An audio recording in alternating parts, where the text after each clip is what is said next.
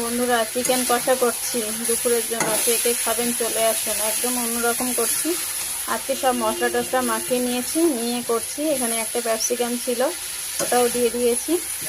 আজকে খুব বেশি কিছু রান্না হবে না, খালি চিকেন কষা আর দেখি কী করা যায়। তো জানিনি আজকে কালকে লাইভে বলেছিলাম আমরা একটু বেরোবো, তো আজকে দীঘায় যাওয়ার কথা আছে, ওই জন্য বেশি কিছু রান্না করব না, একদম অল্প সামান্য কিছু রান্না করে সব গোছাতে হবে। বন্ধু এখনো গোছানো হয়নি। কোনোদিন আমি এরকম মশলা মেখে করিনি, তো আজকে মশলা মেখে নিয়েছি, কেননা তাড়াহুড়ো ছিল, ওর জন্য মশলাটা মেখে নিয়েছি।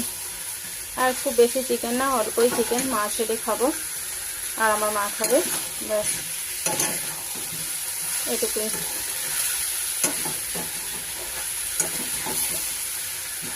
একদম কষা কষা করবো, খুব বেশি জল দেবো না।